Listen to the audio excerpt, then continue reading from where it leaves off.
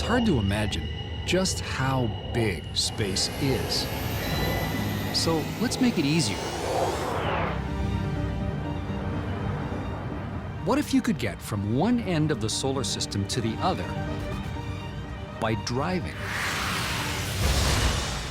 Because space is so huge, we're bringing it down to Earth by scaling the distances in our solar system down to the size of the continental United States and placing the planets along our route. It's a 3.6 billion mile road trip, shrunk down to under 3,000 miles. My name's Colonel Chris Hadfield. When I was 9 years old, I saw the impossible happen. And from that moment forward, I wanted to make the impossible happen for me and to turn myself into an astronaut. We have booster ignition and liftoff of the Space Shuttle Endeavour. I've been a mission specialist on a space shuttle, the commander of the International Space Station. All told, I've logged almost 4,000 hours in space. I've flown through it, I've walked in it, I've even sung in it. But now, I'm driving it.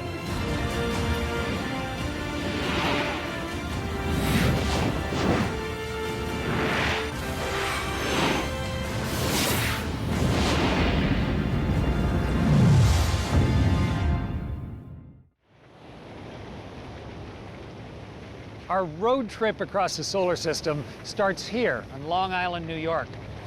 That's the sun off the northeast coast. It's 10,000 degrees Fahrenheit on the surface.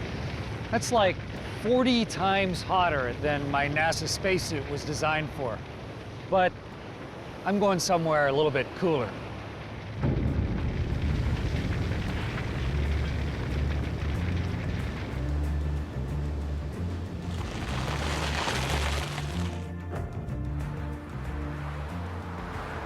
On this journey, I'll be joined by some amazing people, riding shotgun and guiding my adventures. So it's time to pick up my first passenger. Come on in. How are you? How are you? It's world-renowned astrophysicist Michio Kaku of the City University of New York. That's right. I've heard so much about you. I've heard lots about you as serenade well. the masses from outer space, right? And I've been watching all the stuff you've been doing from afar. I think it's nice to have a little look at the world and the universe together. Grand tour of the solar system.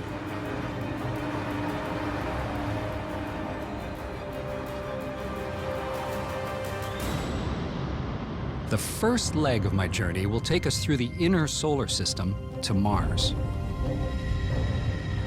Mars has always held a grip on my imagination. And we're getting tantalizingly close to the day when an astronaut will actually step down onto the red planet. But there are many other wonders along the road from the sun. Look, there it is, Mercury, the first planet from the sun.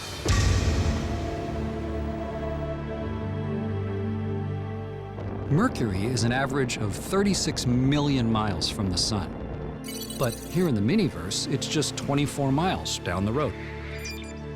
It looks a little like the moon, which is a place I've always wanted to go. Many people think that, well, being on Mercury is very similar to being on the moon. No. If you were an astronaut, the sun is this huge fireball lighting up the sky, dominating everything you see around you.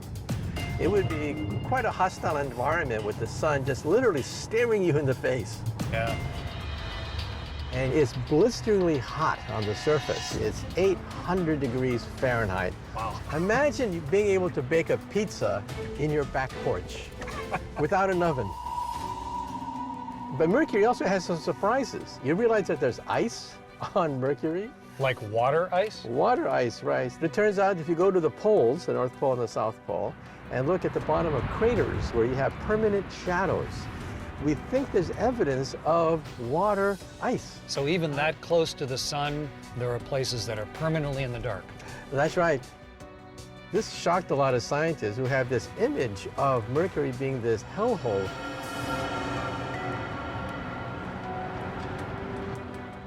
Beyond Mercury, we chart a course for Venus. In the universe, it's about 31 million miles. Which means in the Miniverse, Venus is only about 20 miles away. Venus and the Earth are almost the same size. For a long time, astronomers thought Venus was a kind of twin sister to our planet, but apparently it's Earth's evil twin. You know, when I was a kid, I read science fiction novels that said that astronauts of the future will vacation on Venus. They'll have tropical environments and swim in the oceans of Venus. Boy, were they wrong. Tropical environments, I think that was a bit of an understatement. Temperatures approach 900 degrees on the surface of Venus. Hotter than Mercury. Yeah, and it rains sulfuric acid, Oh. and the atmosphere is so thick. And the pressure is so great on the surface of Venus, it's like being half a mile underneath the water in the ocean. So that's like being way, way underwater with the pressure of the water all around you. Yeah, even submarines. Submarines will be crushed like an eggshell at that depth. You know, here on the planet Earth, we experience pressure on our skin, 15 pounds per square inch of your skin. On Venus, it's 1,500 pounds of pressure per square inch. So it's sort of like in a spaceship when the engine's light and you're crushed back in your chair, except it's crushing you from all directions, not just from one side. Right. So if you're an astronaut walking on Venus, you'd be crushed like an eggshell. I make a great tour guide, huh? Maybe not such a good salesman, though. I'm not sure. You should not be selling real estate on Venus. I'm selling Mars, actually. Ah, here we are.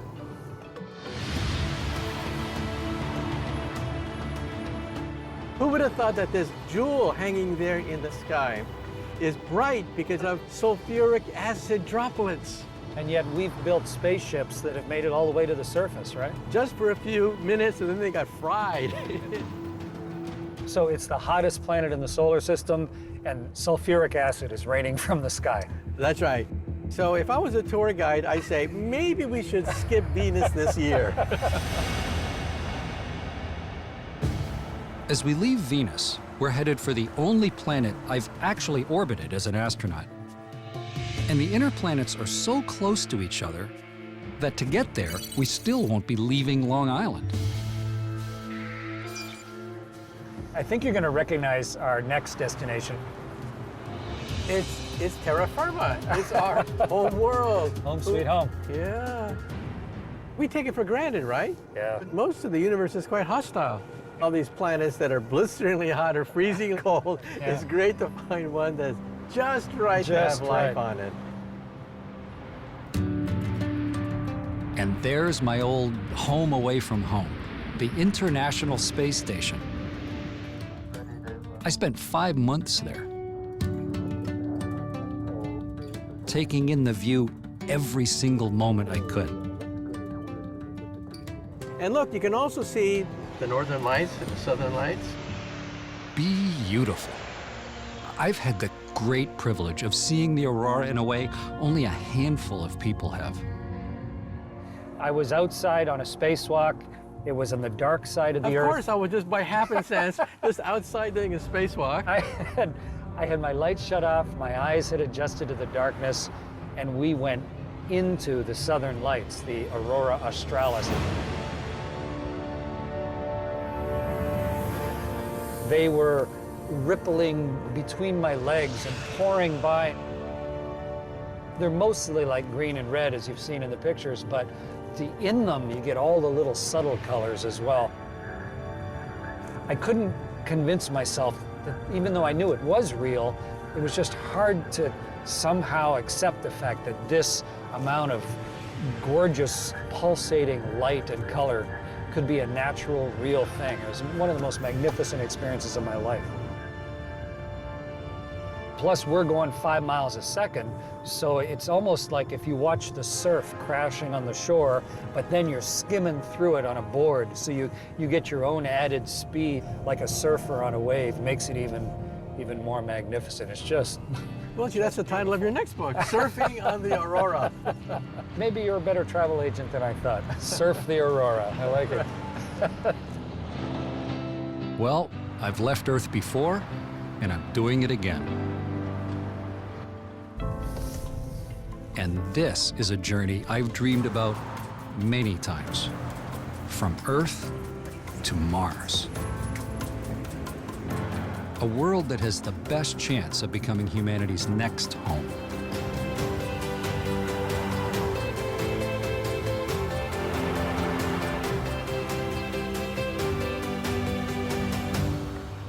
Even when Mars is closest to us in its orbit, traveling there in a spaceship will take between 6 and 9 months. In the Miniverse, it's just down the Brooklyn-Queens Expressway. Sounds like a quick trip, but in the Miniverse, we have to deal with rush hour. So how soon do you think until it's not just robots going there, but people? Well, you know, going to the moon was a piece of cake. 3 days. There are you're on people the that would moon. disagree with you. Everything's relative. Yeah. To go to Mars, let's face it, it takes months. Yeah. NASA's laid out a tentative timetable. We're talking about the 2030s, just to orbit around the red planet, and perhaps by 2040 actually landing on there. Wow. Unless, of course, private enterprise catches up, in which case we'll be on Mars even sooner. Yeah. Would you want to go to Mars? Oh, absolutely. Yeah, in a heartbeat. I'd love to. The idea of that early exploration and discovery, that's what always has made my heart beat faster, yeah. If it were easy, I don't think I'd really want to go, but the challenge that makes it possible, to me, that is what really makes me want to go. But for me, nah, I don't think so. First of all, being a physicist, I know the odds of success. 1% of the spacecraft will blow up and never reach Mars. Sounds like physicists are pessimists to me. No, realists, that's all. It's just realists. But that means 99% of them make it, you know? I think Mars is worth the drive. So if I sign up to go to Mars, if I stick my hand up way high and get picked, what do you see as the biggest hazards between here and there? Is it getting hit by small meteorites? Is it the radiation? I think it's all of the above, Yeah. especially radiation. Radiation from the sun, cosmic rays. Radiation causes premature aging. At best, your body will age faster than normal, and at worst, cancer. You know, something else, having spent half a year in space, one of the beauties of being on the International Space Station is you got the world in your window all the time.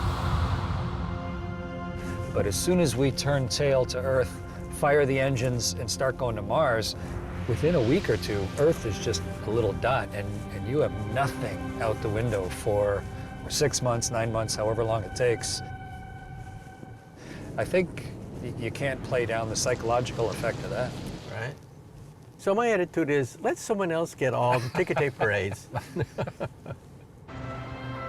Despite all the challenges, Mars pulls at my imagination.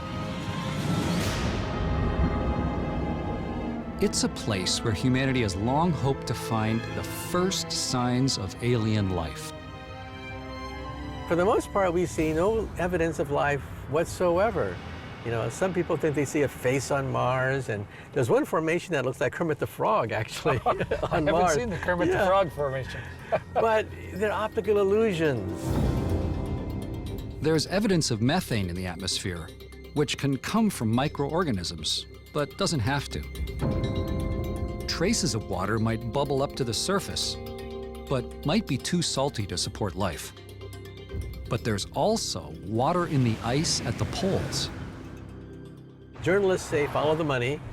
Physicists and astronomers say follow the water. Follow the water. Where there's water, there could be hydrocarbons, organic chemicals, and who knows, maybe even an alien form of DNA.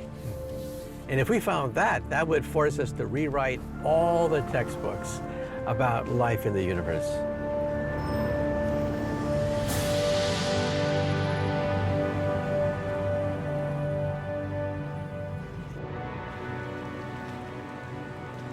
So look at that.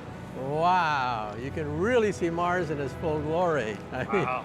you can see why the ancients named it after Mars, the god of war, because it's so red. Red like blood. Or like rust. Or like the bridge, right? That's Rusty, right. like the bridge. Sometimes that rust in the soil gets kicked up by the Martian wind. So if I was standing on the surface, the sky would be pink, not blue. You know what amazes me is to think that right now on Earth, there are a few people in darkened rooms operating controls that are driving robots around on that planet right now. And that maybe not too long from now, people will have a chance to go all the way there actually in person. There'd be many wonders to behold on the surface of Mars, but the one I want to see most is Olympus Mons. It's the biggest mountain on any planet in the solar system. It would extend from here, New York City, all the way into Canada. And how high? It would be like, well, take 53 of those Freedom Towers going all the way up. 53 of those, wow. Yeah, imagine 53 of them stacked vertically on top of each other. Wow, that's 53 go of out them. of sight, wouldn't it? That's 16 miles high, 3 times taller than Mount Everest. And you don't want to be the astronaut that plants the flag on the top of Olympus Mons there? No, I'll let someone else have the glory. But that's the lure of Mars.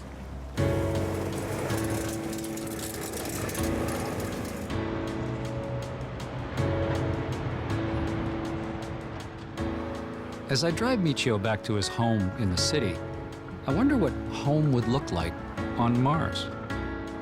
So instead of building a dome like in science fiction novels, why not use the volcano tubes that already exist? Tubes that once had liquid lava flowing through them can also be used as caves for the astronauts, protected from the cosmic rays, the solar flares, and the micrometeorites. That'd be the quick and dirty way to get a Mars base off the ground.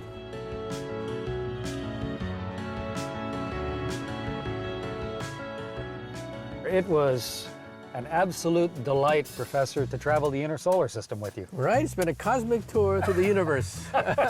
Thanks. I look forward to seeing you somewhere else around the solar system. We covered 141 million miles in the solar system without ever leaving New York. But that's about to change. Like a pioneer pushing into a vast, uncharted wilderness, I'm ready to leave the familiar surroundings of the inner solar system for the strange and mysterious realm of the outer planets. In other words, I'm headed to Philadelphia. In the inner solar system, we passed 4 planets in less than 100 miles. Things are going to get a lot more spaced out. In the universe, the average distance between the Sun and Mars is 141 million miles. Then, the average distance from Mars to Jupiter is 342 million miles. In the Miniverse, that's like a trip from New York to Washington, D.C.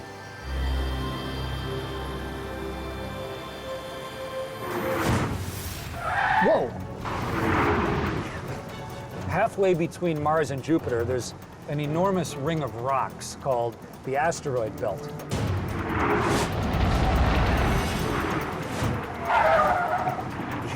That one just missed. Yikes. The asteroid belt has millions of small particles. It also has about 750,000 bigger asteroids, some of them more than 3,000 feet across. Some people think that the asteroid belt looks like the world's most dangerous video game. But in real life, there's an average of about 600,000 miles between each of the significant asteroids. Even in the Miniverse, that's about a quarter of a mile. Still plenty of space to maneuver through safely.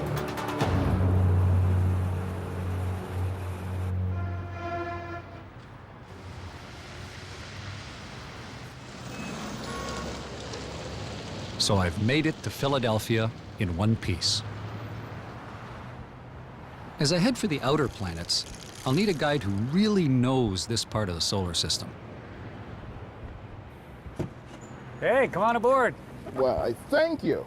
It is the chief astronomer and planetarium director of the Franklin Institute in Philadelphia, Mr. Derek Pitts. You got Welcome it. to my spaceship. How are you, Chris? Thanks I'm a lot. ready. Are you ready to head across the solar system with me? I'm ready to take a trip through the planets. Right.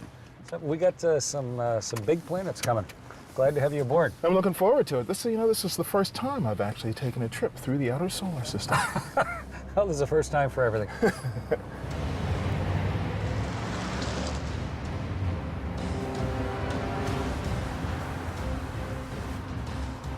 So the beauty of shrinking the whole solar system down to the size of the US is you get through the asteroid belt fairly quickly.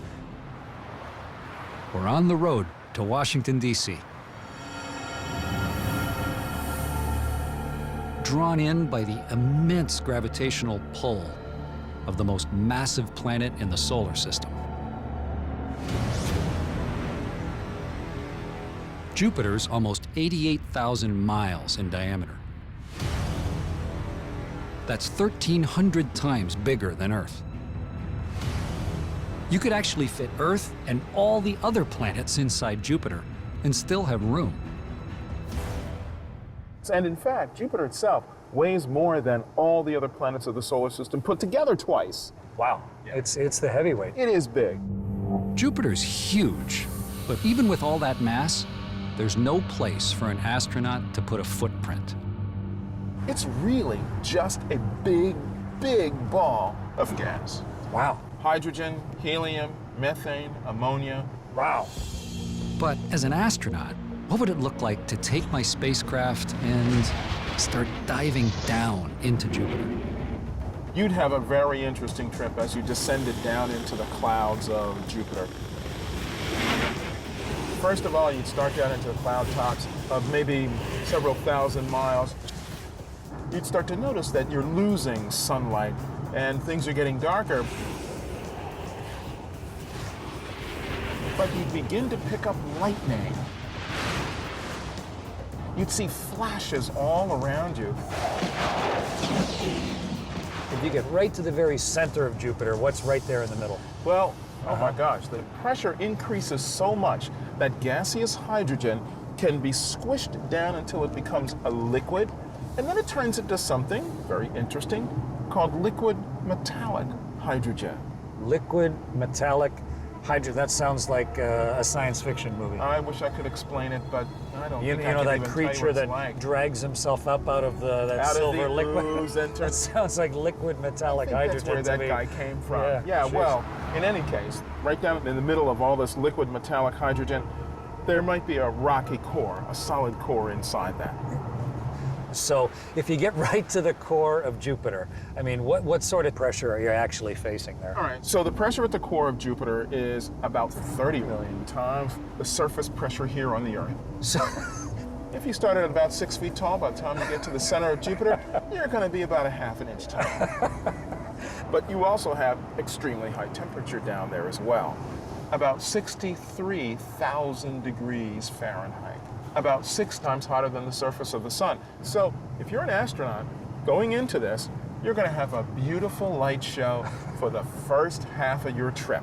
And then the next half of your trip is going to be like the worst horror show nightmare you've ever experienced. wow. Yeah, I'm going to have to really rethink my my Jupiter spacesuit. I think you might want to go with the space probe thing instead. Yeah. Okay, so maybe it's safer to let spacecraft like the Juno probe go inside Jupiter.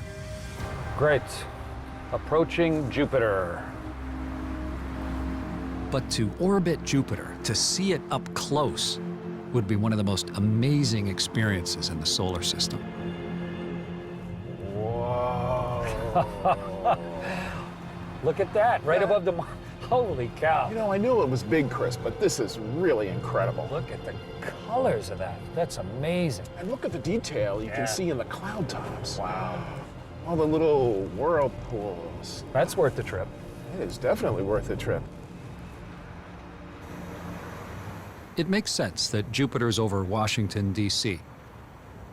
Washington's influence is felt all over the world, just like Jupiter's influence has been felt all across the solar system. Its gravitational pull is so strong, it acts like a cosmic vacuum cleaner, sucking in comets and asteroids that might otherwise rocket into the inner solar system and strike our planet. As an explorer, I'm often drawn to the things that frighten me the most. On Jupiter, it's the intense violence of the monstrous Great Red Spot.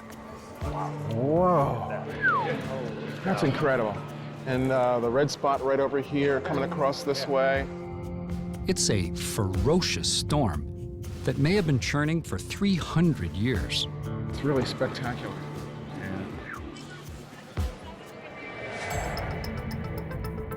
If I could orbit Jupiter at the same altitude that the space station orbits our planet, the Great Red Spot would fill my entire field of view.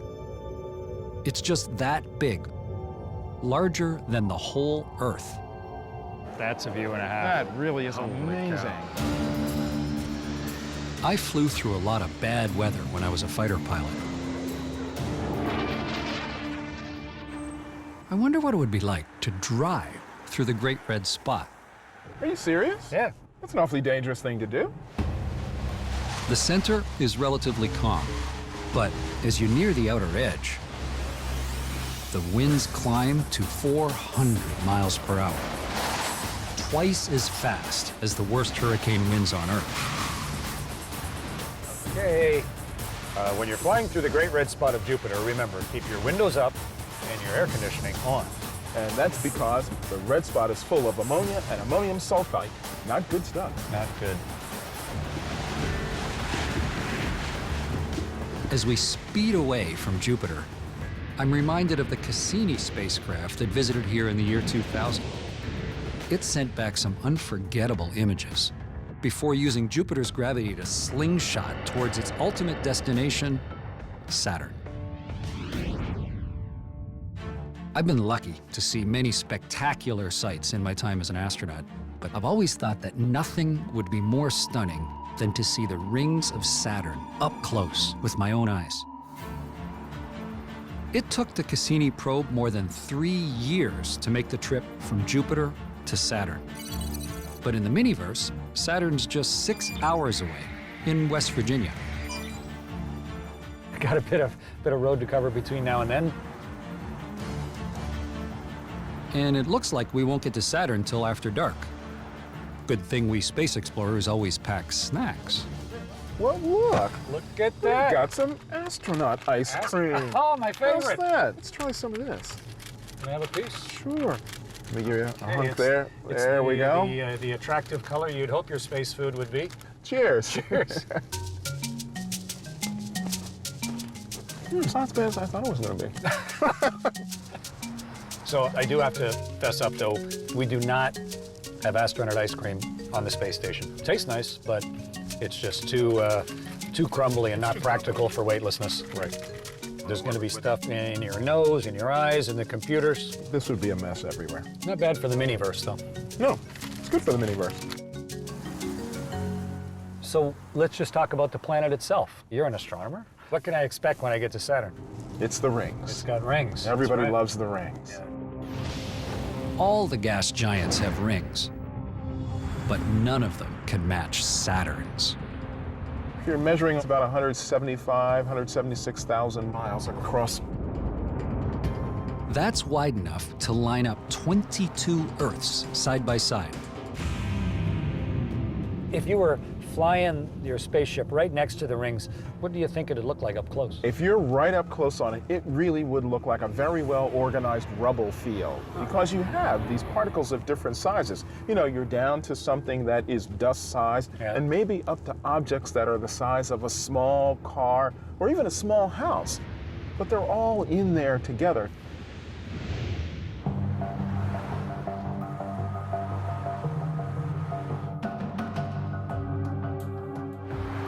From just a little distance, the rings don't look like a rubble field at all. Wow. Look right there. That is spectacular. Wow, you can see everything. You can see the colors and the delicate swirls and the rings. The rings really are spectacular. Oh my gosh. Saturn has dozens of moons, and at least 3 of them have underground oceans. Those are Dione, Enceladus, and Saturn's biggest moon, Titan. For a moon, Titan is pretty titanic. Even bigger than the planet Mercury. Titan's really a wonderful place to visit too, because it's the one place in the solar system that we know of that has oceans on the surface. Titan has oceans of what? Ah, there's the catch. A lot of it is methane that's actually out on the surface, pooling in lakes. It also has a cloud cover that actually rains methane down onto the surface. Wow, so methane rain. At about 300 degrees below zero. Oh, wow. So, you know, the suit that I wore for my spacewalks, I'm not sure that it could put up with the huge temperature extremes that we're seeing on the moons of Saturn. You need something really special. I don't think thick socks are going to help. You need a little bit more than that. You know, sleeping on a space station, you dream about views like this. When you close your eyes sleeping on a spaceship, sometimes you see flashes of light with your eyes closed. It's the radiation and the high energy particles from the universe that are going through your optic nerve and making your vision flash. It's a real reminder of that you are somewhere other than Earth. You don't see this on Earth, do you? No, because our atmosphere soaks up the little particles that cause this to happen in our eyes. And I can imagine the first astronaut, the very first one who saw that, is probably going, I don't think I want to tell anybody. I'm seeing flashes when I close. I could see 2 astronauts going, hey, do you see flashes? You see anything like that? So Going, yeah, oh, we all do. Oh, okay. That's a really special experience. It's part of what astronauts dream about. I hate to leave, but I have more planets to visit. And Derek's got to get back to Philadelphia. Time to part ways. Chris, it's been great. It has been wonderful touring the solar system with you. Thank you so much for taking me around. I've had a great time seeing all these planets so close. I got a little bit more of the solar system to see, but thanks for being a tour guide Well, for look, me. you have a really great trip. Safe travels home, sir. All right, Chris, take care now. All right. Bye. As for me, I need an early start. Because after Saturn, distances between planets get extreme. So there's no time to waste. This is what's amazing. Our trip from here to the next planet is further than the entire trip so far, 900 million miles from Saturn to Uranus. The solar system is big.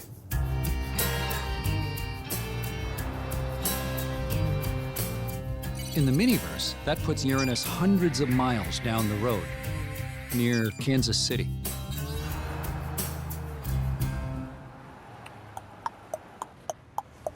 Gonna ride that lightning one more time.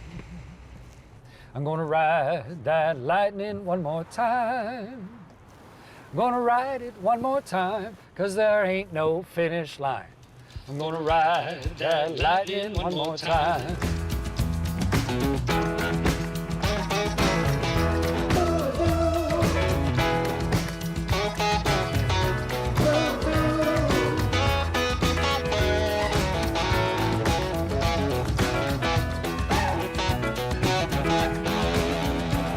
Gonna ride that lightning out of sight.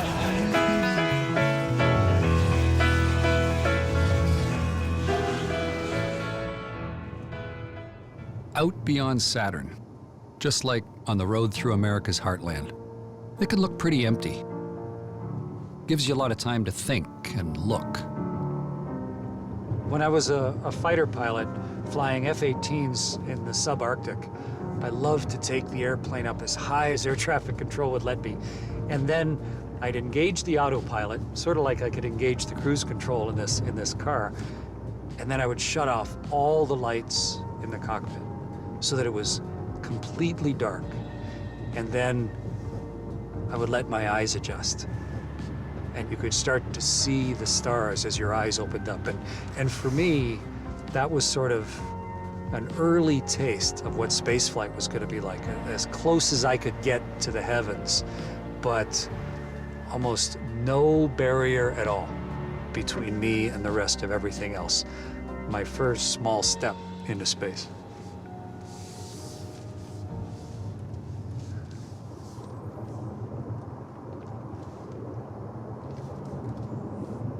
If we were making this trip 300 years ago, it would have been in like a horse and carriage, we would have stopped at Saturn, because as far as everybody knew, that was the last planet. It was the furthest planet that we could see with the naked eye.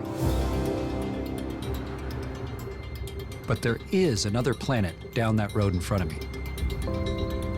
Another giant of gas and ice. Uranus. From a distance, it's hard to imagine the violence going on there. These Midwestern flatlands can get hit by 200-mile-an-hour tornadoes, but if I flew a spaceship into the clouds of Uranus, I'd be fighting winds up to 560 miles an hour. And as you get closer, you start to see something very strange. Uranus is lying on its side. So if you were the Space Transportation Safety Inspector, you'd look at this and say, what the heck happened here? Something in the early solar system, possibly some rogue planets, knocked this giant world over, rings and all. And that might not have been the most incredible thing to happen to Uranus. About 4 billion years ago, it was ripped out of its orbit.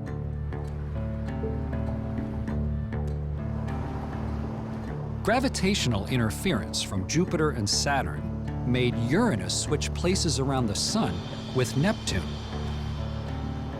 That's like Kansas swapping locations with Colorado, but it happened. So today, Neptune is 1 billion miles out from Uranus, which puts the 8th planet in western Colorado.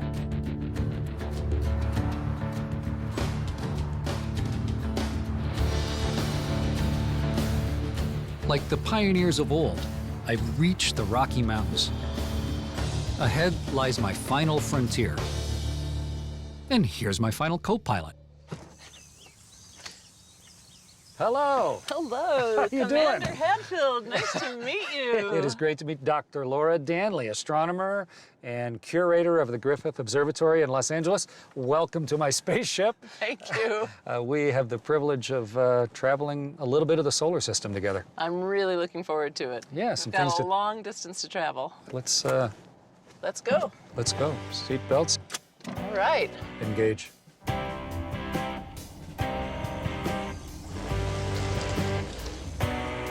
So, Laura, as my spaceship enters into orbit around Neptune, what's the first thing I would notice? Well, Neptune is blue, and there's nothing you can do.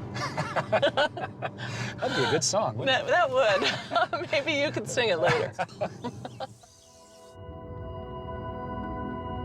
Looking down on Earth from the space station, you're struck by the incredible deep blueness of our planet.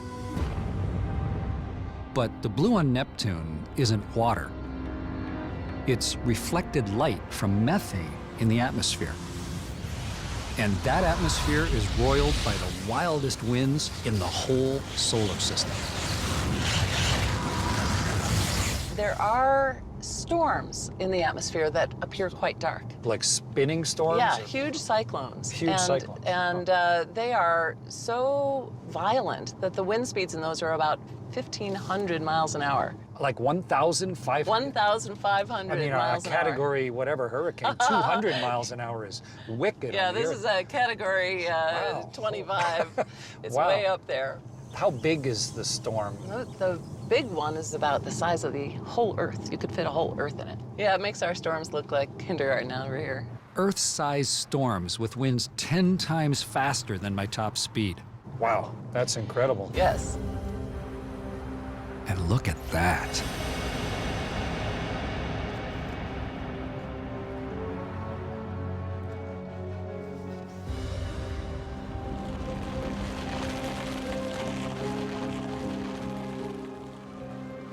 Well, here we are. Wow.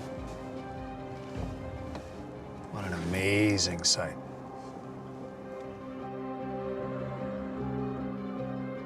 An astronaut visiting Neptune wouldn't want to leave orbit because there's nowhere to stand and plant your flag. No, you can't be standing on it because it's gas mainly. Sure. So you would keep falling on through. Whoa! Here's some solid ground. Neptune's largest moon, Triton. Wow. Triton is an amazing world. First of all, it's about 1,500 miles across. Standing on Triton, what do I see? What's it look like? Well, an icy surface everywhere. Mainly nitrogen, little methane, maybe a little CO2. If you're standing in the right place, you might also see kind of an orangey, rust-colored coating on it. These are hydrocarbons or organic molecules like methane and ethane that have been singed by ultraviolet light from the sun, and they fall down onto the surface like just a fine veneer on top. And if you were in the right place, then you may see a geyser of nitrogen ice spewing into space. An ice geyser An ice- spewing up around me. Wow. 5 miles tall. Think about that compared to, say, Old Faithful. Miles. Right. Well, I want to go. It's an amazing world. Sounds like it'd be worth the trip. Yeah. Triton may have something special that makes it a target for future explorers. A warm subsurface ocean with the possibility of life. Think how amazing it would be to gaze from a scenic overlook on a distant world and see someone or something looking back at you.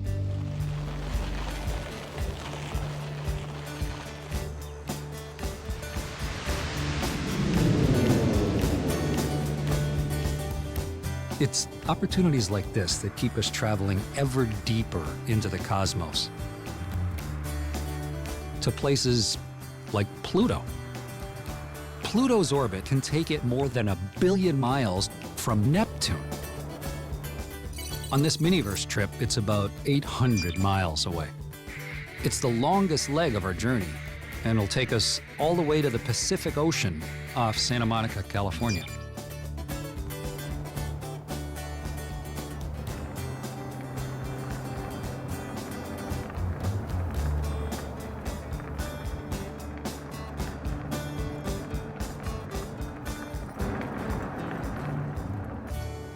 You ready to pick up speed? Yep, you bet. How many G's do you pull in the shuttle? Not very many. 3. Shuttle's pretty low G vehicle. Think you can get us 3G? Sure can. Warp factor 3.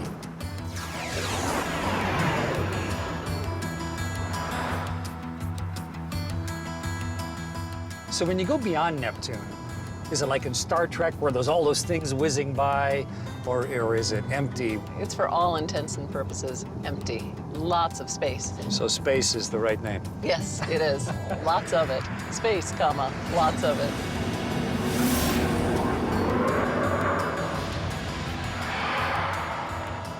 That pile of rubble. I know. It's like a Star Trek set, It doesn't it? does. Fighting the Gorn. Why does everybody know about fighting the Gorn? That is like one of those memorable. The Gorn was such a wonderful monster.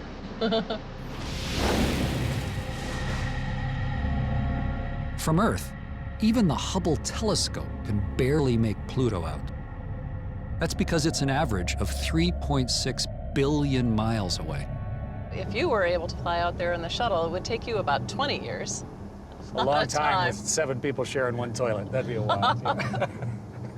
And then if we were driving at 60 miles an hour, it would take us 6,700 years to get out there. Wow. So, yeah. Are we there yet? In 2006, while I was working at the Johnson Space Center, my NASA colleagues launched the New Horizons probe to get a closer look at Pluto. But while New Horizons was en route, Pluto was demoted from 9th planet to dwarf planet. I kind of feel bad for Pluto. You know, it was part of the club for all that time, and we just kind of threw it out just because we changed our own standards. How do you feel? I have to say, I feel the same, which is why sometimes I mistakenly still call it a planet. It's just a force of habit, and it has a history. In the summer of 2015, I was on the edge of my seat as the New Horizons probe sent back one mind-blowing picture after another. Suddenly, I could imagine myself walking on this distant world. I think everyone thought it was just going to be an icy chunk out there. Yeah, like an ice cube. out Yeah, there. surpassed everyone's wildest imagination. Turns out, if I went to Pluto, I'd find a world with a super thin atmosphere that, like Earth's, is mostly nitrogen. A world with mountains of solid ice, 11,000 feet high. And Pluto has an ice field about 1,000 miles across in the shape of a heart. And deep under its icy surface, a huge, warm, liquid ocean. Nobody thought we'd be following the water to Pluto. We're following the water out of the Mojave Desert to the city of Los Angeles.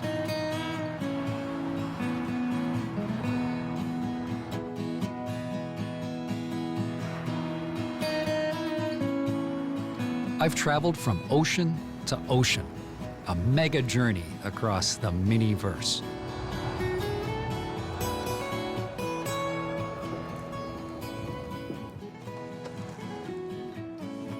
Cool car. Very cool. There's a mist rolling in from the Pacific Ocean, which gives me a very slight idea of what a day on Pluto would be like. 40 times farther away from the sun than the Earth. So the sun shrunk down to almost nothing. Shrunk down to just a bright star. Really? So it's not entirely dark, though. Sort of like it is around dusk here on Earth. So where should we land? Should we land right in the middle of the heart? You know, that wouldn't be a bad place to land because it's wide open. You'd have a through nice to little smooth spot. Yeah. Good for skating. I was just going to say, you're Canadian. Strap on your skates and head on out. What sort of gravity does Pluto have? It's just about 1/15 1/15. of Earth's, and the moon is Wow. 1/6. So So if you you could weighed- really jump high. If you weigh 200 pounds on Earth, you're weighing like 12 pounds on Yeah, Pluto. yeah. Wow, be pretty cool. It would be very cool. Actually, be pretty cold. Every day, we're closer to the time an astronaut from Earth looks out from the porthole of a spacecraft and sees There it is, at long last. Long voyage. Imagine having that in front of your naked eyes. Still can't get over it has a heart on it. It's just so poetically perfect. It huh? is, it really is. It's a beautiful world. And you know, to have been around the world so many times, you look at the world a lot, but it's when you turn and look what there's still on the other side, what's still left to discover, what lies beyond that. That's the real mind-bending part. When I was a kid, Neil Armstrong stepped onto the surface of an alien world, and the universe opened up to me. Now I've driven through the solar system. It's been an amazing ride. Someday, people will really fly to these worlds and leave their footprints on other planets and moons.